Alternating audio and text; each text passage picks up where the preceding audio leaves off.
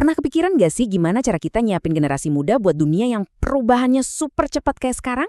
Nah, hari ini kita bakal bedah sebuah cetak biru pendidikan inovatif dari Indonesia yang kayaknya punya jawabannya. Oke, ini dia pertanyaan utamanya. Pertanyaan yang bikin pusing para pendidik di seluruh dunia.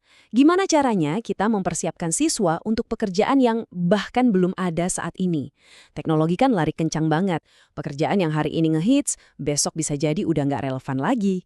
Jadi apa dong yang sebetulnya perlu kita ajarin? Nah, untuk jawab itu, kita perlu lihat dulu kenapa cara lama ngajarin komputer atau yang dulu kita kenal TIK itu udah nggak cukup lagi.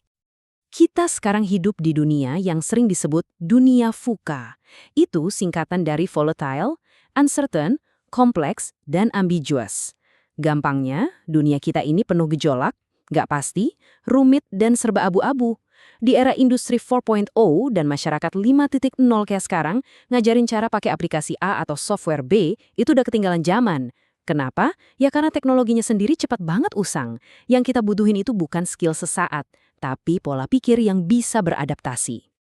Dan disinilah Indonesia muncul dengan pendekatan yang menarik banget. Lewat kurikulum Merdeka diperkenalkan sebuah mata pelajaran baru namanya informatika. Tunggu dulu. Ini bukan pelajaran komputer yang ganti nama doang loh ya.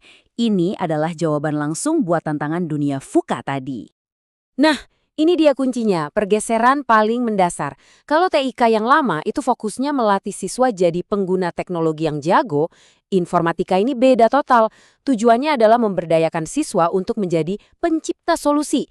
Ini perubahan mindset yang fundamental banget. Terus, gimana caranya ngubah mindset dari pengguna jadi pencipta? Apa rahasianya? Jawabannya ada di satu konsep inti yang jadi jantung dari keseluruhan kurikulum ini. Berpikir komputasional. Nah, ini dia nih momen ahanya. Jadi, informatika itu apa sih sebenarnya? Ini bukan cuma soal belajar aplikasi. Anggap aja ini kayak kita belajar ilmu di balik layarnya teknologi. Sebuah ilmu yang akarnya dari logika dan matematika buat ngerti gimana cara kerja sebuah mesin mengolah informasi. Jadi kita paham mesinnya, bukan cuma tombol-tombolnya.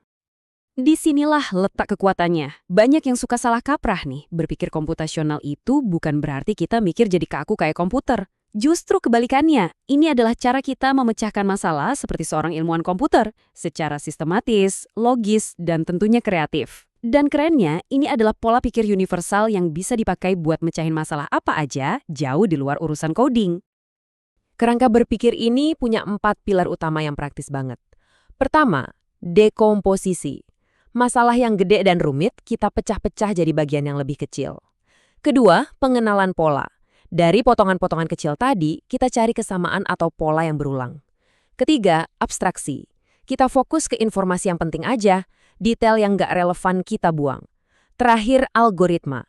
Kita susun resep atau langkah-langkah solusinya. Ini beneran kayak toolkit mental buat menghadapi tantangan apapun. Tapi ternyata, berpikir komputasional itu cuma salah satu bagian dari puzzle-nya loh.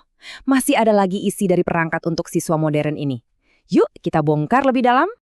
Kurikulum ini punya 8 elemen inti. Tentu ada fondasinya, yaitu berpikir komputasional. Terus ada pemahaman teknisnya, kayak sistem komputer dan jaringan. Ada juga keterampilan praktisnya, contohnya analisis data dan pemrograman. Dan yang krusial banget, ada kesadaran etisnya lewat dampak sosial informatika. Jadi ini benar-benar ngasih pandangan 360 derajat soal dunia digital. Nah, cara ngajarnya ini nih yang luar biasa inovatif. Mereka pakai metode yang namanya aktivitas unplugged, alias belajar tanpa gawai. Coba bayangin, belajar konsep algoritma lewat permainan kartu, atau paham soal jaringan internet lewat aktivitas fisik di dalam kelas. Cara ini bikin konsep-konsep yang abstrak jadi terasa nyata dan gampang banget dipahami, bahkan sebelum siswanya nyentuh keyboard. Lalu, gimana kurikulum ini membangun pola pikir kreatif tadi? Mereka pakai siklus 3 langkah yang jitu. Gunakan, modifikasi, ciptakan.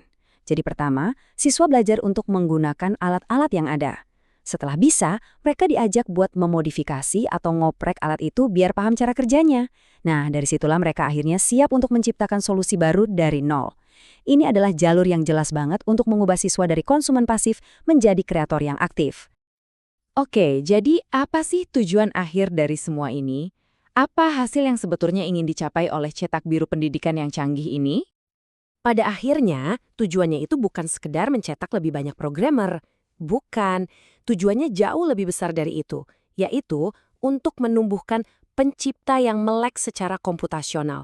Mereka adalah individu-individu yang adaptif, pemecah masalah yang kreatif, nggak peduli apapun karir yang bakal mereka pilih nanti. Dan ini membawa kita balik lagi ke masalah awal kita. Gimana caranya nyiapin siswa buat dunia VUCA? Pendekatan ini menjawabnya. Caranya bukan dengan membekali mereka pengetahuan teknis yang cepat usang, tapi dengan membekali mereka keterampilan berpikir yang fundamental dan bakal selalu relevan, yaitu berpikir sistematis, kritis, dan kreatif. Sebagai penutup, coba deh kita renungkan pertanyaan ini. Apa yang kita lihat di sini kan sebuah model yang sangat kuat. Gimana jadinya kalau prinsip-prinsip berpikir komputasional dan pola pikir pencipta ini diterapkan nggak cuma di pelajaran teknologi, tapi di semua mata pelajaran? Bisa jadi, ini bukan lagi cuma soal masa depan teknologi, tapi ini adalah masa depan dari pembelajaran itu sendiri.